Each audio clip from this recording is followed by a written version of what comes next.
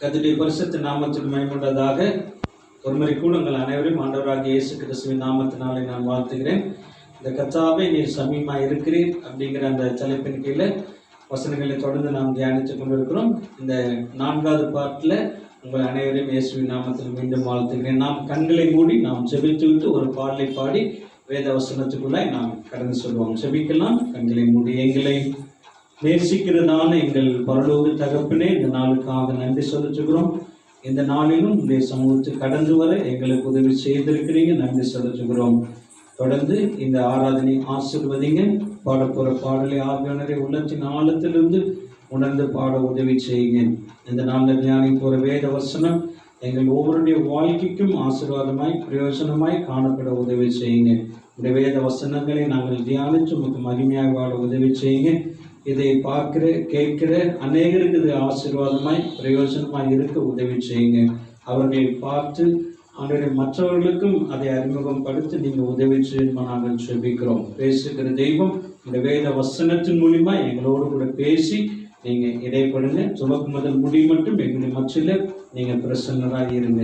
இயேசுவின் நாமத்தில் செபிக்கிறோம் நல்ல பிதாவே, ஆமென். சரி, நாம் யாருக்கும் தெரிந்த ஒரு பாடலை பாடி கர்த்தருடைய நாமத்தை தொடர்ந்து நாம் மகிமைப்படுத்துவோம். உங்கள் துக்கம் சந்தோஷமாய் மாறும், உங்கள் கவலைகள் கண்ணீர் எல்லாம் மறைந்துவிடும் என்ற பாடலை நாம் பாடி ஆண்டவருடைய நாமத்தை தொடர்ந்து நாம் மகிமைப்படுத்துவோம். உங்கள் துக்கம் சந்தோஷமாய் மாறும்.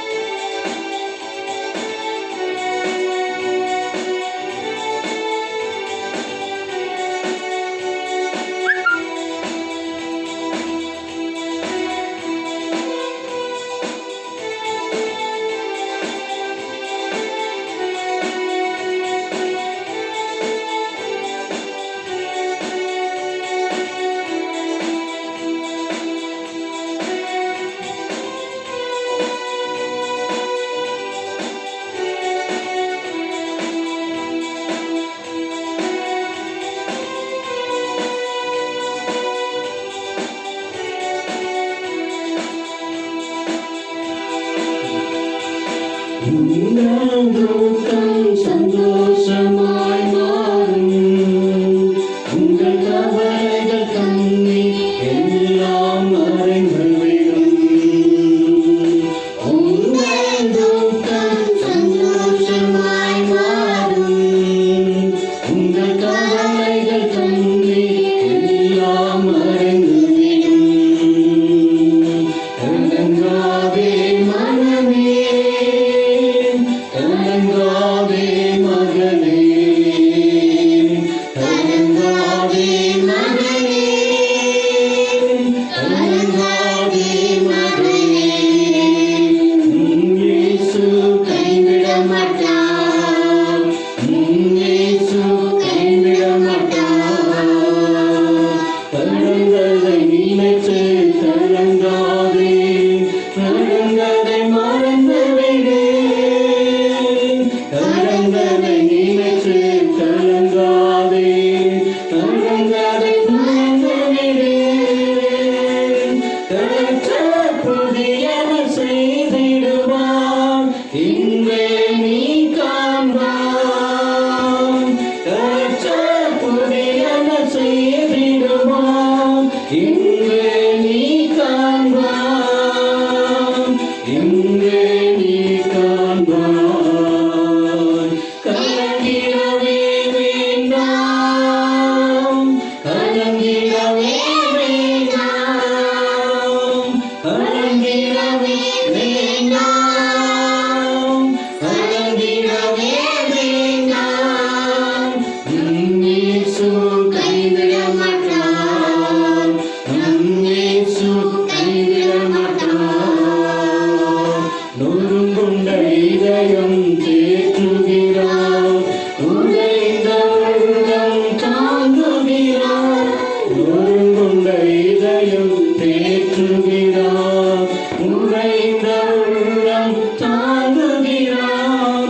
காயங்கள் அனைத்தையும் கட்டுகிறார், தன்னை துடைக்கின்றார். காயங்கள் அனைத்தையும் கட்டுகிறார்,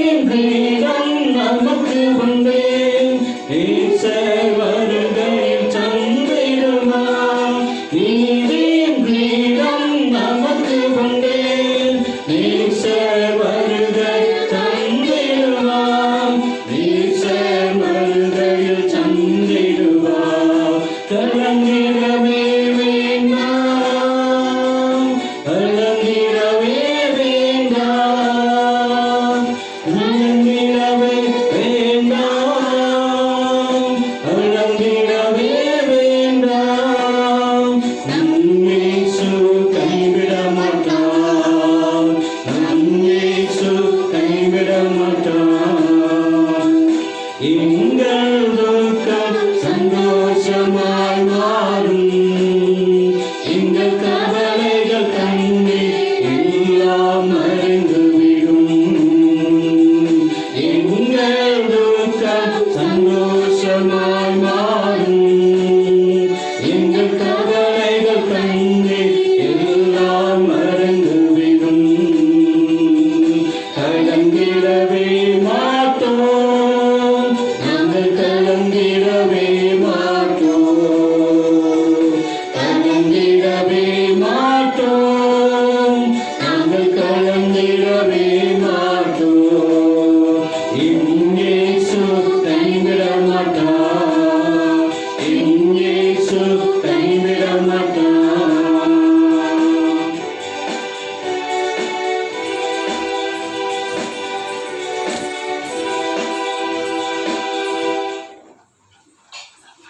கர்த்தருடைய பரிசுத்த நாமத்துக்கு மகிமை உண்டாதாக. ஒருமுறை கூட இந்த நாளில் உங்கள் அனைவரையும் மீண்டும் ஆண்டவராகிய இயேசு கிறிஸ்துவின் ஈடேற்ற நாமத்தினாலே நான் வாழ்த்துகிறேன். சரி, நாம் தொடர்ந்து கர்த்தாவே நீ சமீபமாய் இருக்கிறீர் அப்படிங்கிற தலைப்பில் நாம் வேத வசனங்களை நாம் தியானித்து கொண்டு இருக்கிறோம். சரி, இந்த நாளில் தொடர்ந்து நாம் ஒரு காரியத்தை 3 வீடியோவில் நாம் தியானித்தோம்.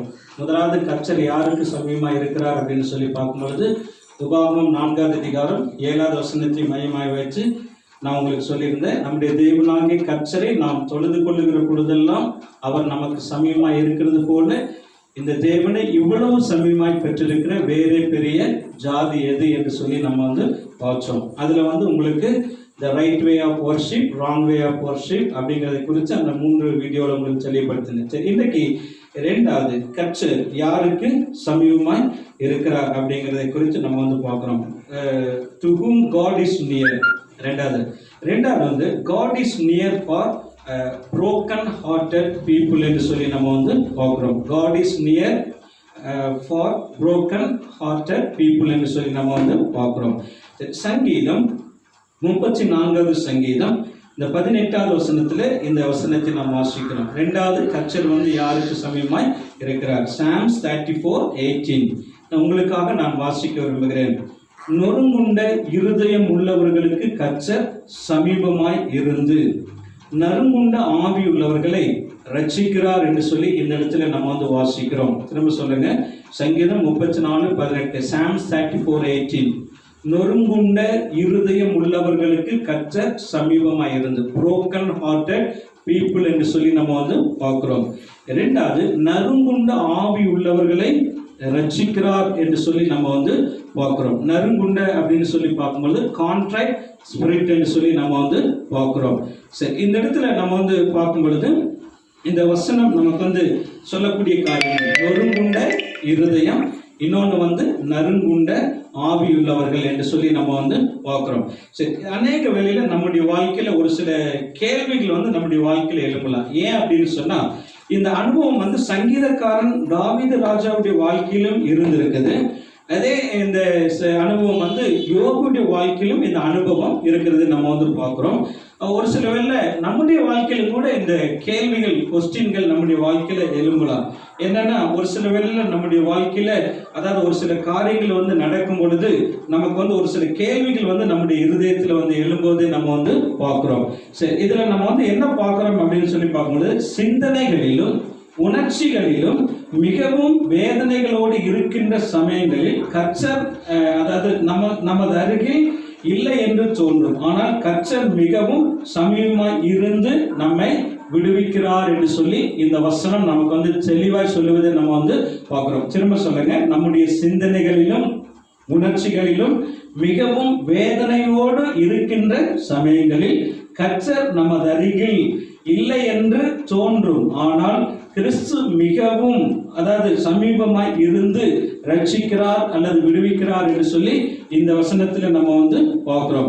சரி, ஒரு 2 வசனத்தை உங்களுக்கு நான் வாசிக்கிறேன். ஏன் அப்படின்னு சொன்னா, ஒரு சில வேளையில் நம்முடைய வாழ்க்கையில், நம்முடைய சிந்தனைகள்ல, நம்முடைய உணர்ச்சிகள்ல, நம்முடைய மனதில் ஒரு சில கேள்விகள் நமக்கு எழும்பலாம். என்னன்னா, அந்த சங்கீதம் 10வது சங்கீதம் 1வது வசனத்திலே நம்ம வாசிக்கும் பொழுது, சாம்ஸ் 10:1 சங்கீதக்காரன் சொல்ற, கர்த்தாவே ஏன் தூரத்தில் நிற்கிறீர், ஆபத்து நேரிடுகிற சமயங்களில் நீர் ஏன் மறைந்திருக்கிறீர் அப்படின்னு சொல்றார். இந்த இடத்துல அவருடைய அந்த காரியங்களை நம்ம பார்க்கிறோம். அதே போல சங்கீதம் 22வது சங்கீதம் 1வது வசனம், இந்த 2வது பாகத்துல இந்த வசனம் மெசியானிக் சாம்னு சொல்றாங்க. என் தேவனே ஏன் என்னை கைவிட்டுன்னு சொல்லிட்டு 2வது பாகத்துல, எனக்கு உதவி செய்யாமலும் நான் கதறி சொல்லும் வார்த்தைகளை கேளாமலும் ஏன் தூரமாய் இருக்கிறீர் அப்படின்னு சொல்லி இந்த இடத்துல நம்ம வாசிக்கிறோம். இந்த சங்கீதம் 10வது வசனம், 10வது அதிகாரம் 1வது வசனமும், 22வது சங்கீதம் 1வது வசனமும் அதை நமக்கு சொல்லுவதை நம்ம பார்க்கிறோம். அநேக வேளையில இந்த சங்கீதக்காரன் தாவீதை போல, இந்த யோபுவை போல நம்முடைய சிந்தனைகள்ல, மனதில் நிறைய முறை கேள்வி எழுதலாம். நம்ம வேதனையோடு கூட இருக்கிற நேரத்துல ஒருவேளை கர்த்தர் நமக்கு சமீபமாய் அருகில் இல்லையோ அப்படிங்கிற அந்த எண்ணம் நம்முடைய இருதயத்துல தோன்றலாம். ஆனா அந்த மாதிரியான சமயத்துல கர்த்தர் நமக்கு மிகவும் சமீபமாய் இருந்து நம்மளை ரட்சிக்கிறார் என்பதை நாம் மறந்து போக கூடாது. சரி, இந்த வசனம் சங்கீதம் 34:18 முதல் பாகத்தில் சொல்றாரு, நொறுங்குண்ட இருதயம் உள்ளவர்களுக்கு கர்த்தர் சமீபமாய் இருந்து என்று சொல்லி நம்ம வாசிக்கிறோம். இந்த broken hearted people என்று சொல்லி நம்ம பார்க்கிறோம். அப்போ நறுங்குண்ட ஆவி உள்ளவர்களை கர்த்தர் ரட்சிக்கிறார். நறுங்குண்ட அப்படின்னு சொன்னா அதனுடைய தூய தமிழ்ல ஒரிஜினல் டிரான்ஸ்லேஷன் என்ன அப்படின்னு சொன்னா, நைந்த ஆவி உள்ளவர்களை என்று சொல்லி நம்ம இந்த இடத்துல நம்ம பார்க்கிறோம். நைந்த ஆவி உள்ளவர்களை என்று சொல்லி நம்ம பார்க்கிறோம். சரி, இந்த வசனம் நமக்கு என்ன சொல்லுது? நொறுங்குண்ட இருதயம் உள்ளவர்களுக்கு கர்த்தர் சமீபமாக இருந்து நறுங்குண்ட ஆவி உள்ளவர்களை அவர் ரட்சிக்கிறார். சரி, இதற்கு இணையா இன்னொரு 4-5 வசனத்தின் அடிப்படையில் உங்களுக்கு நான் தெளிவுபடுத்த விரும்புகிறேன். இந்த சங்கீதம் 51வது சங்கீதம் 17வது வசனம், சாம்ஸ் 51:17 சங்கீதம் 51வது சங்கீதம் இந்த 17வது வசனத்தை நாம் வாசிக்கிறேன், கவனமாய் கேளுங்க. சங்கீதம் 51வது சங்கீதம் 17வது வசனம். சரி, இதுல நம்ம என்ன பார்க்கணும்னா, தேவனு கேட்கும் பலிகள் நொறுங்குண்ட ஆவிதான். தேவனு கேட்கும் பலிகள் நொறுங்குண்ட ஆவிதான். தேவனே, நொறுங்குண்டதும் நறுங்குண்டதுமான இருதயத்தை நீர் புறக்கணீர் என்று சொல்லி இந்த இடத்துல வாசிக்கிறோம். இந்த வசனத்தை கொஞ்சம் கேர்ஃபுல்லாக சங்கீதம் 34:18 வாசித்து இல்லைங்களா, நொறுங்குண்ட இருதயம் உள்ளவர்களுக்கு கர்த்தர் சமீபமா இருந்து நறுங்குண்ட ஆவி உள்ளவர்களை கர்த்தர் ரட்சிக்கிறார். நம்முடைய சிந்தனையில, மனதில ஒருவேளை கர்த்தர் நமக்கு சமீபமா இல்லை அப்படின்னு தோன்றுகிற நேரத்துல கர்த்தர் நம்மோடு கூட இருந்து எப்படியெல்லாம் நம்முடைய வாழ்க்கையில காரியங்களை செய்கிறார் என்பதைத்தான் இந்த வேத வசனம் எல்லாம் நமக்கு தெளிவாய் கற்றுக் கொடுப்பதை நம்ம பார்க்கிறோம். சரி, இந்த சங்கீதம் 51 நமக்கு நல்லாவே தெரியும். தாவீது பாவத்திலே விழுந்த பிறகு நாத்தான் தீர்க்கதரிசி அவருக்கு உணர்த்தின பொழுது அவர் அதற்கு பிறகு என்ன பண்ணார்னா, தேவ சமூகத்தில் அவர் தன்னை தாழ்த்தி தேவ சமூகத்தில் தான் செய்த காரியங்களை தேவனிடத்தில் அந்த அறிக்கை செய்து தேவனிடத்தில் அந்த மன்னிப்பை பெற்றுக்கொண்டு பாவ மன்னிப்பு நிச்சயத்தை பெற்றுக்கொண்ட பிறகு கர்த்தர் சங்கீதக்காரன் தாவீதுக்கு ஒரு சர்டிபிகேட் கொடுத்தார். என்னன்னா, இவன் என்னுடைய இருதயத்திற்கு ஏற்றவன் அப்படிங்கிற அந்த காரியத்தை சொன்னதை நம்ம இந்த வேதத்தின் அடிப்படையில் நம்ம பார்க்கிறோம். சரி, இந்த சங்கீதம் 51:17 வசனம் நமக்கு சொல்லுகிற அந்த காரியம் என்னங்க, வெளி ஆடம்பரம் அல்ல, பாவத்திற்காக மனம் வருந்தி புதிய வாழ்க்கை வாழ்வதற்கு விரும்பும் இதயங்களும் தேவனுக்கேற்ற பலிகளாகும் என்று சொல்லி நம்ம வாசிக்கிறோம். திரும்ப சொல்ல, இந்த சங்கீதம் 51:17 சங்கீதக்காரன் சொன்னாங்க, தேவனு கேட்கும் பலிகள் நொறுங்குண்ட ஆவிதான், மாத்திரமல்ல தேவனே நொறுங்குண்டதும் நறுங்குண்டதுமான இருதயத்தை நீர் புறக்கணீர் என்று சொல்லி நம்ம வாசிக்கிறோம் இல்லைங்களா.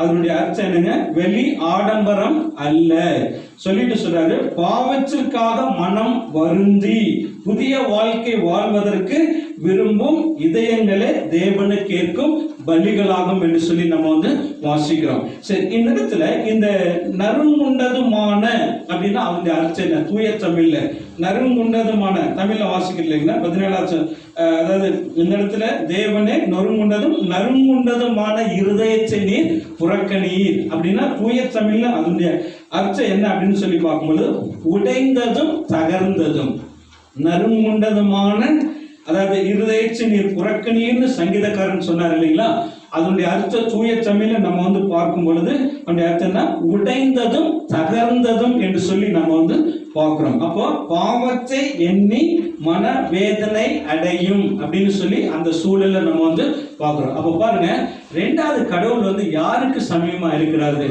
அதாவது இருதயம் நொறுங்குண்ட பிள்ளைகளுக்கு கர்த்தர் சமீபமா இருந்து நறுங்குண்ட ஆவியுள்ளவர்களை கர்த்தர் ரட்சிக்கிற தெய்வமா இருக்கிறாரு. சங்கீதக்காரன் தன்னுடைய அனுபவத்தில் சொல்லும்போது, தேவனை கேட்கும் வழிகள் நொறுங்குண்ட ஆவிதான். தேவனே நொறுங்குண்டதும் நறுங்குண்டதுமான இருதயத்தை நீர் புறக்கணீர் என்று சொல்லி இந்த இடத்துல அவர் சொல்லுவதை நம்ம பார்க்கிறோம். அப்ப இந்த வசனங்கள் எல்லாம் நமக்கு எதை கற்றுக் கொடுக்கிறது?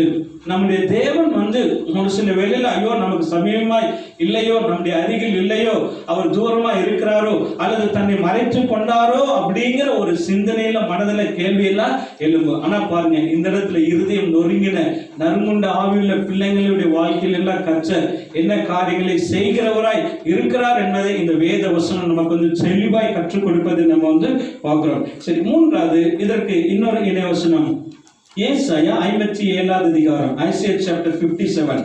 ஏசாயா 57வது அதிகாரம் இந்த 15வது வசனத்துல நம்ம வாசிக்கிறோம். முதலாவது நான் சொன்ன சங்கீதம் 34:18, இரண்டாவது சங்கீதம் 51:17வது வசனத்துல உங்களுக்கு நான் சொல்லியிருந்தேன்.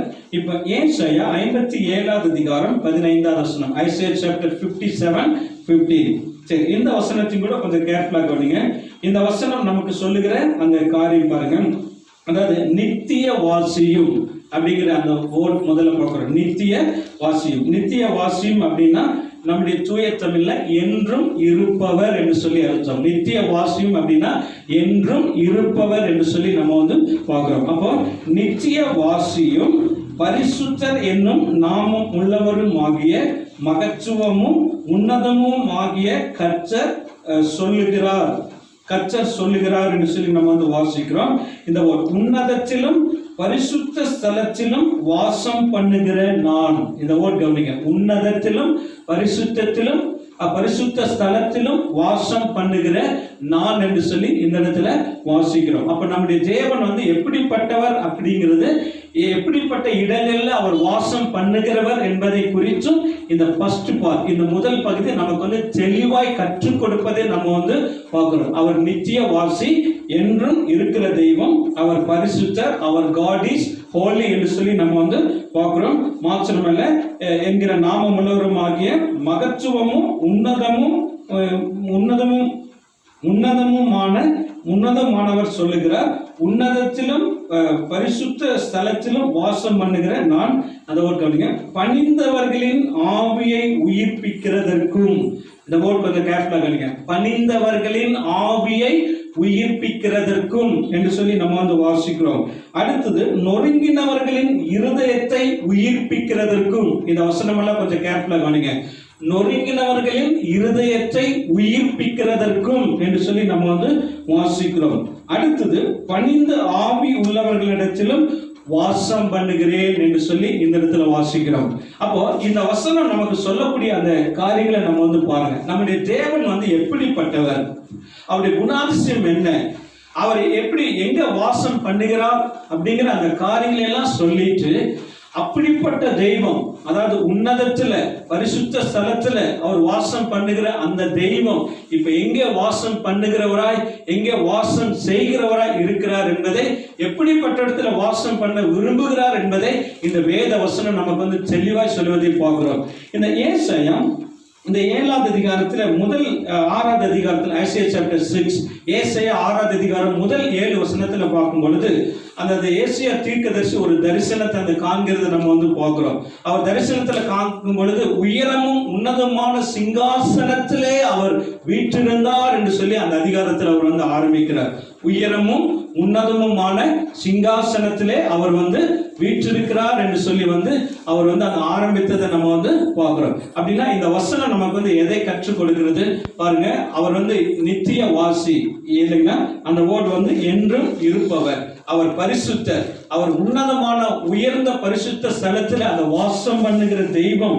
அவர் வந்து என்ன சொல்றாரு பாருங்க இந்த இடத்துல, அப்படி எல்லாம் வாசம் பண்ணுகிற தெய்வம் இந்த இடத்துல சொல்றாரு, பணிந்தவர்களின் ஆவியை உயிர்ப்பிக்கிறதற்கும், அடுத்தது இருதயம் நொறுங்கினவர்களின் அதாவது நொறுங்கினவர்களின் இருதயத்தை உயிர்ப்பிக்கிறதற்கும் நொறுங்குண்டு பணிந்த ஆவியுள்ளவரிடத்தில் வாசம் பண்ணுகிறேன் என்று சொல்லி இந்த இடத்துல நம்ம வந்து வாசிக்கிறோம். அப்படின்னா இந்த வசனம் நமக்கு சொல்லுகிற அந்த காரியம் என்னங்க? இருதயம் நொறுங்குண்டவர்களுக்கு கர்த்தர் சமீபமா இருக்கிறார், நறுங்குண்ட ஆவியுள்ளவர்களை கர்த்தர் ரட்சிக்கிறார். தேவனுக்கு ஏற்கும் பலிகள் நொறுங்குண்ட ஆவிதான். தேவனே நொறுங்குண்டதும் நறுங்குண்டதுமான இருதயத்தை தேவன் வந்து புறக்கணிக்கிற தேவன் அல்ல. அவர் நித்திய வாசி, என்றென்றும் இருக்கிறவர், பரிசுத்தர், உன்னதத்திலே வாசம் பண்ணுகிற தெய்வம். அவர் நொறுங்கினவர்களின் ஆவியை உயிர்ப்பிக்கிறதற்கும், இருதயம் நொறுங்குண்டவர்களை அவர் இருதயத்தை உயிர்ப்பிக்கிறதற்கும், பணிந்தவருடைய இடத்துல, பணிந்த ஆவி உள்ளவர்களிடத்துல நான் வாசம் பண்ணுகிறேன் என்று சொல்லி இந்த இடத்துல நம்ம வந்து பார்க்கிறோம். அப்படின்னா இந்த வசனம் எல்லாம் நமக்கு வந்து சொல்லுகிற உணர்த்துகிற காரியம் என்ன? இந்த தெய்வம் பாருங்க, the broken hearted people or contrite spirit என்று சொல்லி பார்க்கிறோம். இருதயம் நொறுங்குண்ட பிள்ளைகளுக்கு, அதாவது நறுங்குண்ட ஆவியுள்ள பிள்ளைகளுக்கு கர்த்தர் சமீபமா இருக்கிற தெய்வம், அவர் ரட்சிக்கிற தெய்வம், அவர் புறக்கணிக்கிற தெய்வம் இல்லை, அவர்களோடு கூட தங்கி வாசம் பண்ணுகிற தெய்வம், அவர்களை உயிர்ப்பிக்கிற தெய்வமாய் இருக்கிறார் என்று சொல்லி இந்த வேத வசனம் எல்லாம் நமக்கு தெளிவாய் கற்றுக் கொடுப்பதை நம்ம வந்து பார்க்கிறோம். சரி, அதோடு கூட ஏசாயா 66வது அதிகாரம், ஐசாயா சாப்டர் 6:6 to ஏசாயா 66வது அதிகாரம் 2வது வசனத்தில் நம்ம வந்து வாசிக்கும் பொழுது இந்த வசனத்தை கூட கொஞ்சம் கேர்ஃபுல்லா கவனிங்க. ஏசாயா 66வது அதிகாரம் முதல் 2 வசனத்துல நம்ம வந்து வாசிக்கிறோம். சரி, இந்த வசனம் என்ன சொல்லுங்க? நான் உங்களுக்காக வாசிக்கிறேன். கர்த்தர் சொல்லுகிறது என்னவென்றால், வானம் எனக்கு சிங்காசனமும் பூமி எனக்கு பாதப்படியுமாய் இருக்கிறது. பாதப்படி, பூமி எனக்கு பாதப்படி, நீங்கள் எனக்கு கட்டும் ஆலயம் எப்படிப்பட்டது, நான் தங்கி இருக்கும் ஸ்தலம் எப்படிப்பட்டது என்று சொல்லி இந்த இடத்துல நம்ம வந்து வாசிக்கிறோம். சரி, தங்கி இருக்கும் ஸ்தலம் எப்படிப்பட்டது? 2வது வசனம் கொஞ்சம் கேர்ஃபுல்லா கவனிங்க. என்னுடைய கரம் இவைகளை எல்லாம் சிருஷ்டித்ததினால் இவைகள் எல்லாம் உண்டாயின என்று கர்த்தர் சொல்லுகிறார். சொல்லிட்டு என்ன சொல்றாருங்க? இந்த வேர்ட் கொஞ்சம் கேர்ஃபுல்லா கவனிங்க, இது ரொம்ப முக்கியமான வசனம். ஆனாலும் சிறுமைப்பட்டு, அடுத்து 2வது சொல்றாரு, ஆவியில் நொறுங்குண்டு என் வசனத்துக்கு நடுங்குகிறவனையே நான் நோக்கி பார்ப்பேன் என்று சொல்லி இந்த இடத்துல நம்ம வந்து வாசிக்கிறோம். சரி, இந்த ஏசாயா 66வது அதிகாரம் இந்த முதல் 2 வசனத்துல நம்ம வந்து என்ன காரியங்களை, என்ன சாராம்சத்தை நம்ம வந்து பார்க்கிறோம். கொஞ்சம் கேர்ஃபுல்லா கவனிங்க. இந்த வசனத்தை நம்ம வந்து பார்க்கும்போது பழைய ஏற்பாட்டில் தேவாலயம் ஆராதனை மையமாக விளங்கியது என்று சொல்லி நம்ம வந்து பார்க்கிறோம். இன் ஓல்ட் டெஸ்டமென்ட், பழைய ஏற்பாட்டில் தேவாலயம் ஆராதனை மையமாக விளங்கியது என்று சொல்லி நம்ம வந்து பார்க்கிறோம். அப்போ அப்படி இருந்த அந்த காலப்போக்கில் என்ன நடந்ததுன்னு சொல்லி நம்ம வந்து பார்க்கிறோம். தேவாலயத்தை உயர்த்திய மக்கள் இப்ப என்ன பண்ணிட்டாங்கன்னா தேவனை மறந்தனர் என்று சொல்லி நம்ம வந்து பார்க்கிறோம். அப்ப பழைய ஏற்பாட்டுல தேவாலயம் ஆராதனை மையமாக இருந்தது. காலப்போக்கில் ஜனங்க என்ன பண்ண ஆரம்பிச்சாங்கன்னா தேவாலயத்தை உயர்த்திய மக்கள் இப்ப தெய்வத்தை அவங்க வந்து மறந்து போயிட்டாங்க. சரி, இப்போ மறந்து போனனால இங்க வந்து ஏசாயா தீர்க்கதரிசி என்ன சொல்றாருன்னா, தேவாலயத்திற்கு அதற்குரிய இடத்தையும் தேவனுக்கு அவருக்கே உரிய இடத்தையும் நம்ம என்ன பண்ணோம்னா வழங்க அறிவுரை கூறுகிறார் என்று சொல்லி இந்த இடத்துல நம்ம வந்து பார்க்கிறோம். அப்ப ஏசாயா என்ன சொல்றாருங்க? திரும்ப சொல்றேன், தேவாலயத்துக்கு அதற்குரிய இடத்தையும் தேவனுக்கு அவருக்கே உரிய இடத்தையும் வழங்க அறிவுரை கூறுகிறார் என்று சொல்லி இந்த இடத்துல நம்ம வந்து பார்க்கிறோம். அப்படின்னா இந்த வசனம் நமக்கு வந்து என்ன சொல்லுது? இந்த ஜனங்க என்ன பண்ணாங்கன்னா, காலப்போக்குல தேவனுடைய ஆலயத்தை உயர்த்த ஆரம்பித்தாங்க, பில்டிங்க. ஆனா தேவனை உயர்த்த அவங்க வந்து மறந்து போயிட்டாங்க.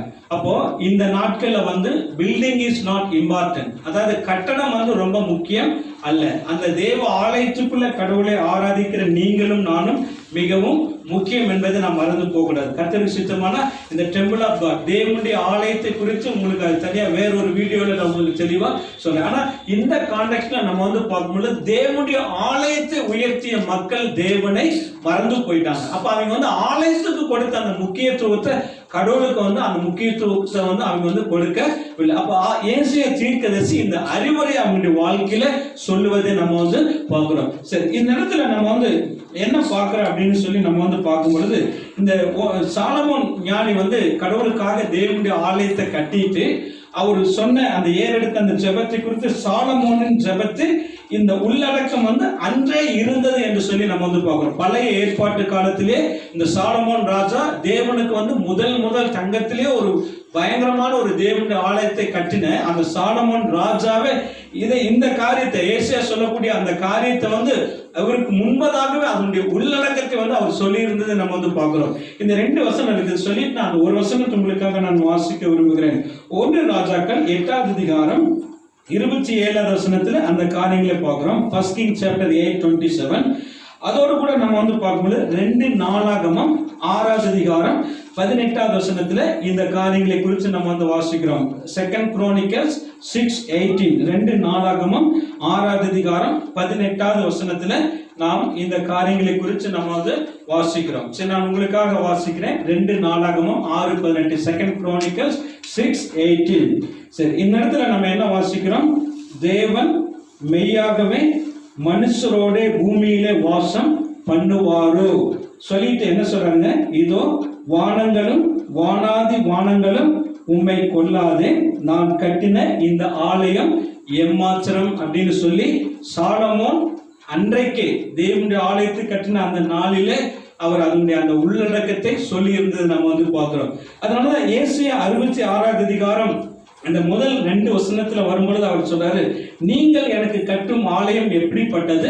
நான் தங்கி இருக்கும் ஸ்தலம் அப்படின்னா இடம் எது என்று சொல்லி இந்த இடத்துல அவர் வந்து சொல்றாரு. அப்ப இதையெல்லாம் நான் உருவாக்கி என்னுடைய கரத்தினால இவர்களை நான் சிருஷ்டித்திருக்கிறேன் சொல்லிட்டு இந்த இடத்துல அவர் வந்து சொல்றாரு, ஆனாலும் சிறுமைப்பட்டு ஆவியில் நொறுங்குண்டு என்னுடைய வசனத்துக்கு நடுங்குகிறவனையே நான் நோக்கி பார்ப்பேன் அப்படின்னு இந்த இடத்துல அவர் சொல்லுவதை நம்ம வந்து பார்க்கிறோம். சரி, இந்த வசனம் நமக்கு வந்து என்ன சொல்லுதுங்க? இந்த சிறுமைப்பட்டு அப்படின்னா தாழ்மை, பணிவு போன்ற அந்த பண்புகளை குறித்து நம்ம வந்து பார்க்கிறோம். சிறுமைப்பட்டு அப்படின்னு சொன்னா தாழ்வு அல்லது தாழ்மை, பணிவு என்று சொல்லி இந்த இடத்துல நம்ம வந்து பார்க்கிறோம். இந்த பண்புகளை குறித்து நம்ம வந்து பார்க்கிறோம்.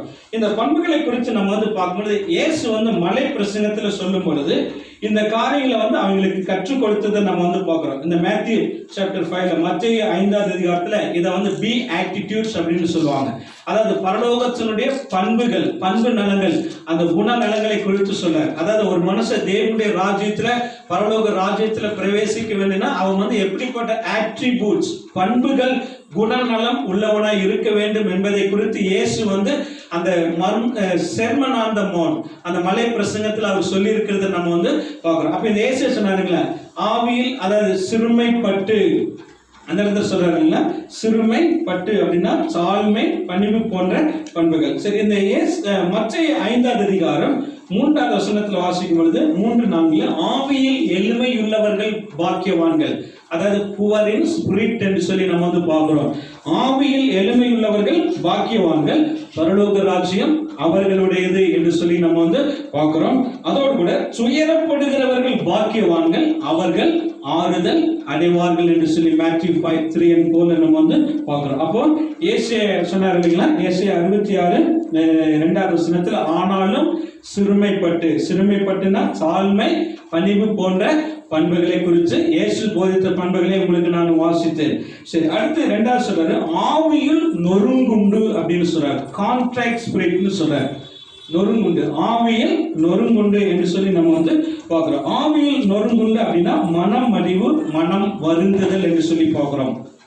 மனம் மடிவு, மனம் வருந்தல். இது சங்கீதம் 51:17 சங்கீதக்காரனுடைய அனுபவத்தை உங்களுக்கு சொன்ன. தேவனு கேட்கும் பலிகள் நொறுங்குண்ட ஆவிதான், தேவனே நொறுங்குண்டதும் நறுங்குண்டதுமான இருதயத்தை நீர் புறக்கணியீர் அப்படின்னு சொல்லி பார்த்தோம். அந்த இடத்துல மனம் மடிவு, மனம் வருந்துதலை குறித்து நம்ம வந்து பார்க்கிறோம். சரி, அடுத்தது நம்ம வந்து பார்க்கும் பொழுது 3வது அவர் வந்து சொல்லும்போது என்ன சொல்றாங்க? முதல்ல ஆனாலும் சிறுமைப்பட்டு ஆவியில் நொறுங்குண்டு என் வசனத்துக்கு நடுங்குகிறவனே நான் நோக்கி பார்ப்பேன் அப்படின்னு சொல்லி இந்த இடத்துல சொல்லுவது நம்ம வந்து பார்க்கிறோம். அப்படின்னா இந்த வசனம் நமக்கு வந்து உணர்த்துகிற காரியம் என்ன?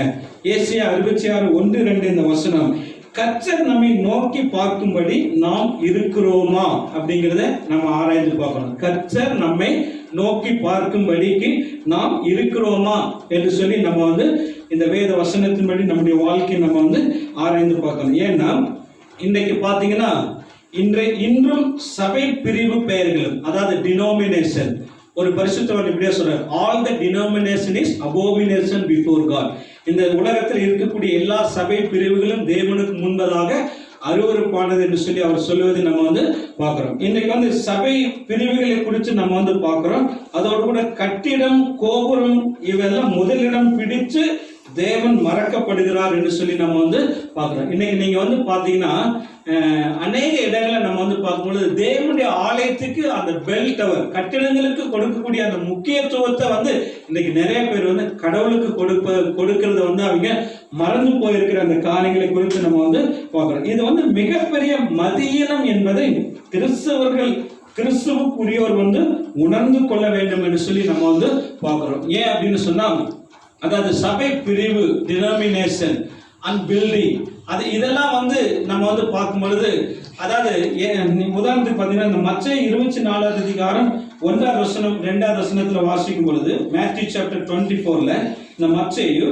24வது அதிகாரம் 1வது வசனம் 2வது வசனத்தை உங்களுக்காக நான் வாசிக்க விரும்புகிறேன். இயேசு தேவாலயத்தை விட்டு புறப்பட்டு போகையில் அவருடைய சீசர்கள் தேவாலயத்தின் கட்டிடங்களை அவருக்கு காண்பிக்க அவரிடத்தில் வந்தார்கள் என்று சொல்லி நம்ம வந்து பார்க்கிறோம். இது பாருங்க, இயேசு தேவாலயத்தை விட்டு போகும்பொழுது அவருடைய சீசர்கள் வந்து தேவனுடைய ஆலயத்தினுடைய கட்டணங்களை அவரிடத்துல காண்பிக்க முடியாது, அவரிடத்துல வர்றாங்க. சரி, இப்போ ஒருத்தர் வந்து உலக பிரகாரமா நீங்க எடுத்துக்கல, யாராவது ஒருத்தர் வந்து அவங்க கட்டியிருக்கிற அந்த வீட்டையோ இல்ல அவங்க வாங்கியிருக்கிற ஏதோ ஒரு பொருளையோ ஒருத்தர் வந்து கூட்டிட்டு வந்து காண்பிக்கிறாங்க அப்படின்னு சொன்னா, அவங்க வந்து என்ன இன்டென்ஷன், வாட் இன்டென்ஷன், அதாவது என்ன எண்ணத்துல அவங்க வந்து அவங்களை கூட்டிட்டு வந்து அந்த காரியங்களை அவங்க வந்து காண்பிக்க மனதாக அவங்க வந்து இருப்பாங்க. சொல்லுங்க. ஒன்று வந்து அவங்க கட்டி இருக்கிற காரியங்களை குறித்து அவங்க சொல்லணும்னு நினைப்பாங்க. இன்னொன்று அது இருக்கக்கூடிய அந்த அழகை குறித்து சொல்லணும்னு சொல்லி அவங்க வந்து என்ன பண்ணுவாங்க, நினைப்பாங்க. அப்ப நீங்க வந்து கொஞ்சம் யோசிச்சு பாருங்க.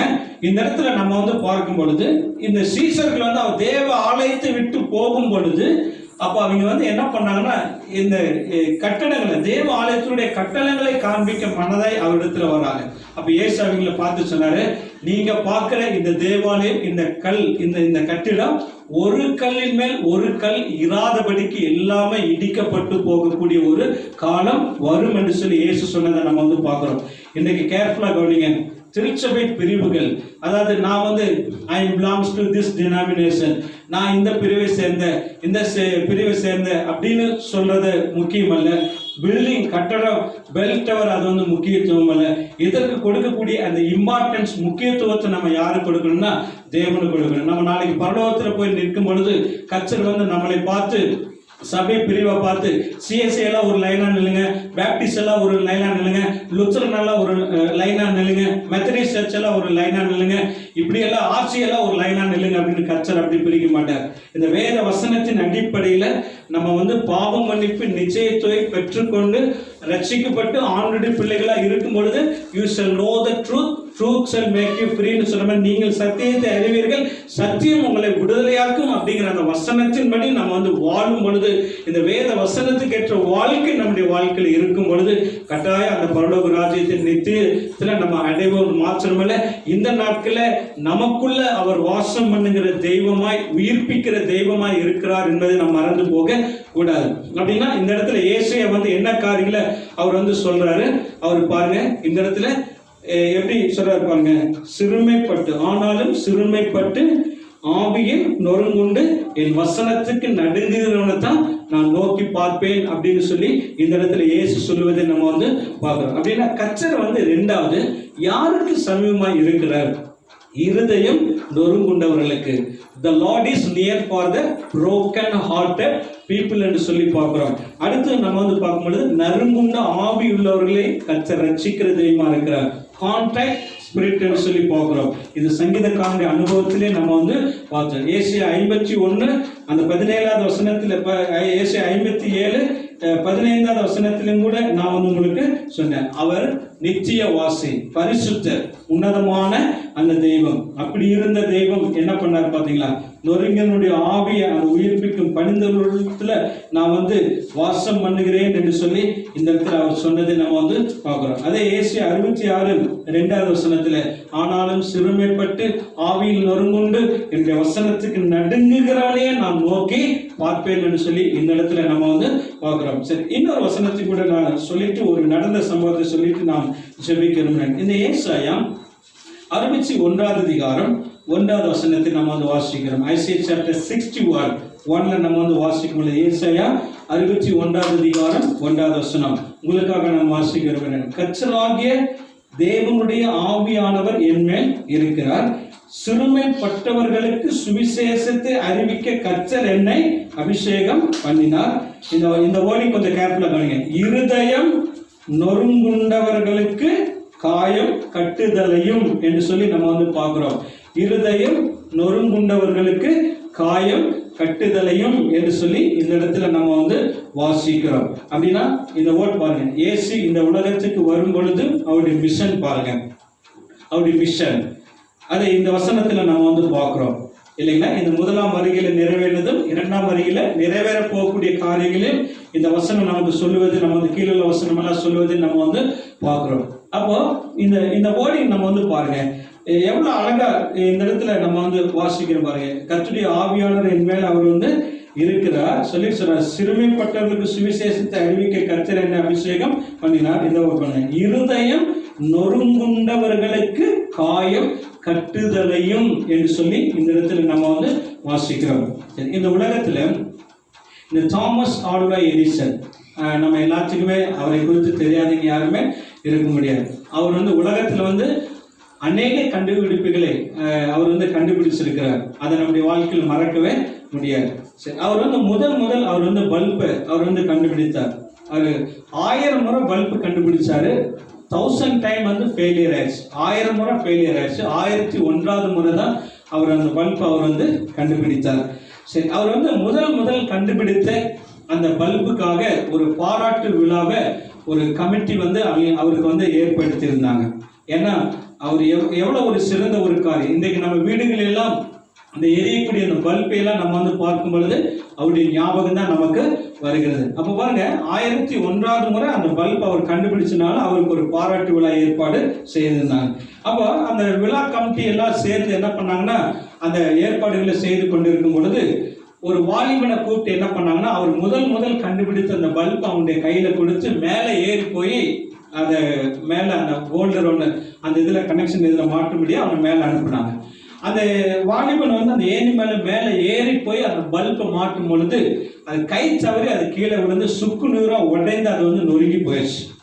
கொஞ்சம் யோசிச்சு பாருங்க, 1000 முறை பல்பு கண்டுபிடிச்சு ஃபெயிலியர் ஆகி 1001வது முறை அந்த பல்பு அவர் வந்து கண்டுபிடிச்சு அந்த பல்பு முதல் உருவாக்குன அந்த பல்பு, இந்த ஃபர்ஸ்ட் இன்வென்ஷன் சொல்லலாம்.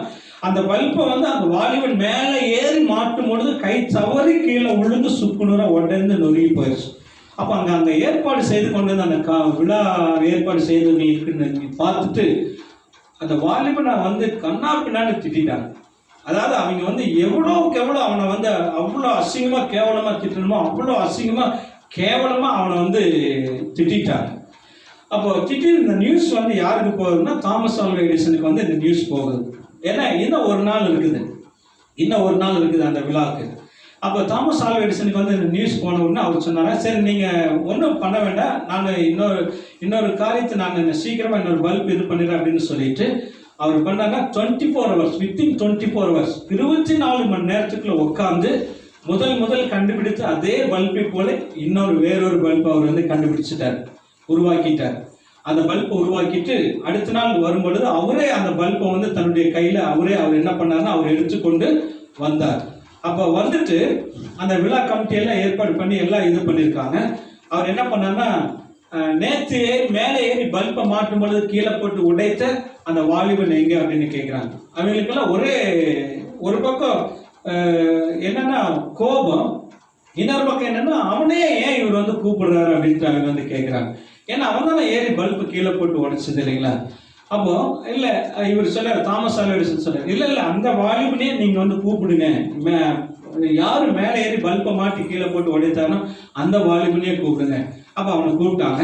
இப்போ தாமஸ் ஆல்வா எடிசனே அந்த வாலிபனுடைய கையில் அந்த பல்பை கொடுத்து அவர் கீழே நிற்கிறாரு. அந்த வாலிபன் சொன்னாரு, இப்போ நீ மேலே ஏறி நீ போய் பல்பை மாட்டு அப்படின்னு சொன்னார். அதே போல இப்போ இந்த மாதிரி வாலிபன் மேலே ஏறி போனாரு, போயிட்டு கரெக்டாக அந்த பல்பை மேலே மாட்டிட்டு கீழே அவர் வந்து இறங்கி வந்துட்டார். இப்போ விழா ஆரம்பமானது. எல்லாருமே ஒவ்வொருத்தராக வரக்கூடியவங்க எல்லாமே தாமஸ் ஆல்வா எடிசனை வந்து அவருடைய கண்டுபிடிப்பை குறித்து புகழ்ந்து பேசி அவர் வந்து பாராட்டி நல்ல உயர்வா எல்லாமே பேசினாங்க. இப்ப கடைசியா தாமஸ் ஆல்வா எடிசன் அவர் வந்து பேச வரும் பொழுது அவர் வந்து சொன்னாரா, இப்ப இதுவரைக்கும் இந்த மேடையில் அமர்ந்திருக்கக்கூடிய நீங்க எல்லாருமே என்னுடைய இந்த கண்டுபிடிப்புக்காக, நான் கண்டுபிடித்த இந்த காரியங்களுக்காக என்னை நீங்க வெகுவாய் பாராட்டி என்னை நீங்க வந்து உயர்த்தி பேசுனீங்க. ஆனா அது ஒரு பக்கம் இருக்கட்டு. ஆனா இன்னொரு காரியத்தை நான் இந்த மேடையில் உங்க எல்லாத்துக்கும் சொல்ல விரும்புறேன். அது என்ன அப்படின்னு சொன்னா, நான் முதல் கண்டுபிடித்த அந்த பல்பை வந்து இந்த வாலிபன் மேலே ஏறி அவர் வந்து மாட்டும் பொழுது அது கை தவறி கீழே விழுந்து அது வந்து உடைந்து சுக்குநூறா போயிடுச்சு. அதனால நீங்க இருக்கிறவங்க வந்து அவனை வந்து எவ்வளவோ நீங்க அவனை திட்டி இருக்கிறீங்க. நான் நினைக்கிறேன் அந்த வாலிபனுடைய உள்ளம் வந்து சுக்குநூறா உடைந்து நொறுங்கி இருக்கு அப்படின்னு அவர் வந்து சொல்லிட்டு ஒரு காரியத்தை சொன்னாரா, அதாவது ஒரு பல்பு கீழே தவறி விழுந்து உடைஞ்சா வித்தின் 24 hours, 1 மணி நேரத்துல அதே போல வேறொரு பல்பை வந்து என்னால உருவாக்க முடியும். ஆனா ஒரு வாலிபனுடைய உள்ளம் உடைந்தா நான் வந்து வேறொரு இருதயத்தை என்னால உருவாக்க முடியாது அப்படின்னு சொல்லிட்டு அவர் சொன்ன அந்த காரியத்தை நம்ம வந்து பார்க்கிறோம். இது வந்து நடந்த ஒரு சம்பவத்தை உங்களுக்கு நான் இந்த இடத்துல சொல்லியிருக்கிறேன். பிரியமானவர்களே, இந்த சம்பவத்துல நம்ம வந்து என்ன பார்க்கிறோம், தாமஸ் ஆல்வா எடிசன் சொன்ன அந்த காரியம் என்னங்க, ஒரு பல்பு விழுந்து உடைஞ்சா வித்தின் 24 hours, 24 மணி நேரத்துல வேறொரு பல்பை உருவாக்கி விட முடியும். ஆனா ஒரு மனுஷனுடைய இருதயம் சுக்குநூறா உடைந்தா அது வேறொரு இருதயத்தை இன்னொரு மனுஷனால உருவாக்கவே முடியாது. பட் இந்த வசனம் நம்ம சொல்லக்கூடிய காரியம் என்னங்க, இருதயம் நொறுங்குண்டவர்களுக்கு, for the broken hearted people என்று சொல்லி நம்ம வந்து பார்க்கிறோம். இருதயம் நொறுங்குண்டவர்களுக்கு, நறுங்குண்ட ஆவி உள்ளவர்களுக்கு கர்த்தர் சமீபமாய் இருக்கிறார் என்று சொல்லி நம்ம வந்து பார்க்கிறோம். அப்ப அப்படிப்பட்ட பிள்ளைங்களிடத்துல உன்னதமான தேவன், நித்தியவாசி, பரிசுத்தர், அவர் வந்து இருதயம் நொறுங்குண்டவனுடைய ஆவியை உயிர்ப்பிக்கிறார், அவர் ரட்சிக்கிறார். அவர் புறக்கணிக்கிற தேவன் அல்ல. சிறுமைப்பட்டு ஆவியில் நொறுங்குண்டு அவருடைய வசனத்துக்கு நடுங்கக்கூடிய பிள்ளைகளை அவர் நோக்கி பார்க்கிற தெய்வமாய் இருக்கிறார். அதனால இரண்டாவது, இந்த 4வது பார்ட்ல உங்களுக்கு நான் சொல்லக்கூடிய காரியம், கர்த்தர் யாருக்கு சமீபமாய் இருக்கிறார் அப்படின்னு சொல்லி பார்க்கும் பொழுது, இருதயம் நொறுங்குண்ட கர்த்தருடைய பிள்ளைகளுக்கு சமீபமாய் இருந்து நறுங்குண்ட ஆவி உள்ளவர்களை அவர் ரட்சிக்கிற தெய்வமாய் இருக்கிறார் என்பதை நாம் மறந்து போக கூடாது. அதனாலதான் இயேசு இந்த உலகத்துக்கு வரும் பொழுது இந்த ஏசாயா 61:1 அவர் சொன்னார், இருதயம் நொறுங்குண்டவர்களுக்கு காயம் கட்டுதலையும் என்று சொல்லி நம்ம வந்து பார்க்கிறோம். அவர் ஒருவரால மாத்திரம்தான்